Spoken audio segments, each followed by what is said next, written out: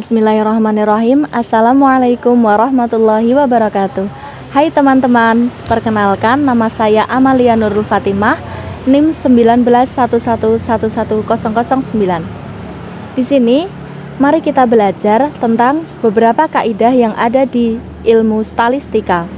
Yang pertama, saya akan memperkenalkan kaidah yang bernama mubayyan. Apa itu mubayyan?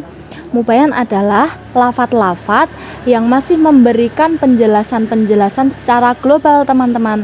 Jadi di sini saya akan memberikan contoh mubayyan yang lebih rinci terhadap ayat yang bersifat global atau mujmal tersebut, yaitu dalam Quran surah Al-Baqarah ayat 110. A'udzubillahi minasyaitonirrajim. Bismillahirrahmanirrahim. Wa aqimus sholata wa atuz zakah, yang memiliki makna dan laksanakan sholat dan tunaikan zakat, seperti penafsiran ulama yang ada di sini. Nah, dari penafsiran tersebut kita dapat mengetahui dalam ayat tersebut terdapat kaidah mubayyan, yang mana ayat tersebut masih bersifat global, teman-teman, sehingga perlu dijelaskan kembali secara rinci menggunakan beberapa syarat lain seperti hadis Rasulullah SAW, yaitu dengan dijelaskan cara melakukan sholat yang harus diikuti sebagaimana perbuatan yang telah dilakukan oleh Rasul.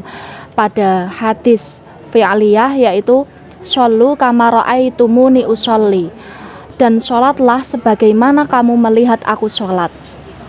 Kemudian yang kedua yaitu kaidah muqayyad. Apa itu muqayyad? Muqayyad adalah lafadz yang menunjukkan hakikat lafadz dengan dibatasi.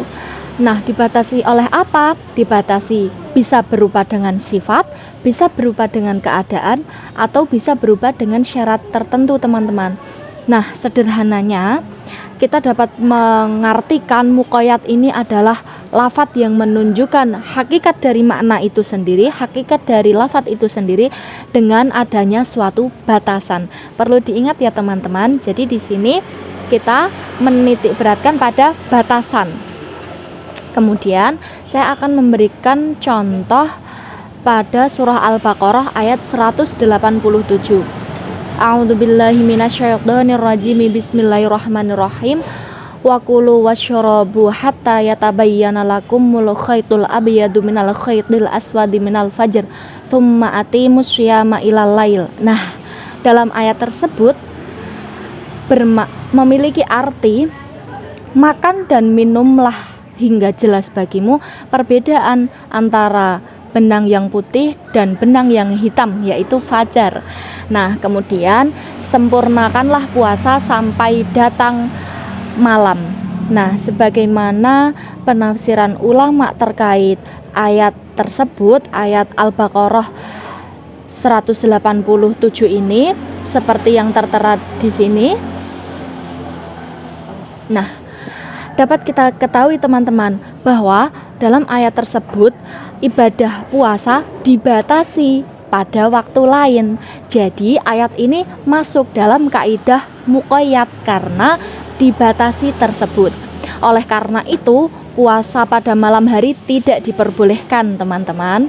Kemudian lanjut ke kaidah yang ketiga yaitu mustarak. Apa itu mustarak? Mustarak dalam bahasa Arab memiliki makna homonim, teman-teman. Homonim yaitu satu kata yang memiliki banyak sekali makna. Di sini saya akan memberikan contoh surat Al-Baqarah, tepatnya ayat ke-222. A'udzubillahi minasyaitonirrajim. Bismillahirrahmanirrahim.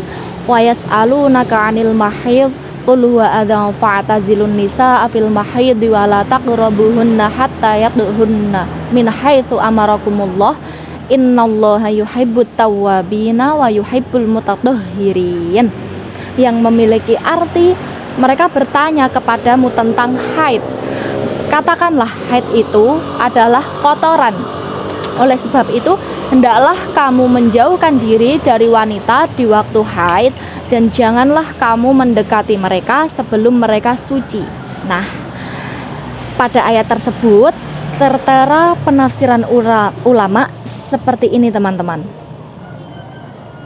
Nah, dari penafsiran ulama tersebut dapat kita ketahui bahwa ayat ini termasuk dalam kaidah musytarak.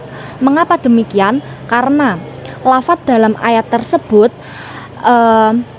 merupakan musytarak antara masa atau waktu haid dengan tempat keluarnya darah haid. Jadi para ulama itu mengartikannya dengan tempat keluarnya darah haid, teman-teman. Mengapa demikian? Karena terdapat qarinah haliyah, yaitu orang-orang pada zaman dahulu ya, mereka menggauli istrinya pada saat masih haid, pada saat masih dalam waktu haid, yang belum selesai haidnya, belum suci, tapi mereka menggauli istrinya. Nah, kemudian sehingga ayat ini dimaksudkan dalam lafadz kata al-mahid ini, yaitu untuk memiliki makna bukan masa atau bukan waktu haid, akan tetapi dimaknai sebagai larangan untuk istimta. Jadi kita dilarang untuk istimta pada tempat keluarnya darah haid tersebut. Nah, jadi dari beberapa kaidah yang telah kita pelajari tadi, menurut saya pribadi, saya hendak mengutarakan bahwa kaidah-kaidah tersebut memang menjadi suatu hal yang penting yang harus dipelajari dan harus menjadi dasar untuk beberapa mufasir yang hendak mempelajari tentang penafsiran. Mengapa demikian? Karena dalam kaidah-kaidah yang ada di dalam stalistika ini menjelaskan tentang apa saja tentang dan mengungkap suatu hal-hal yang belum kita ketahui, kemudian mengungkap hal yang masih bersifat global, kemudian bisa dirincikan dan sehingga kita bisa mengetahui detail makna tersebut. Maka hal ini menjadi penting untuk dipelajari agar bisa meluruskan beberapa makna-makna yang harus kita ketahui. Terima kasih. Kurang lebihnya mohon maaf. Saya Amalia Nurul Fatimah pamit undur diri. Dadah. Wassalamualaikum warahmatullahi wabarakatuh.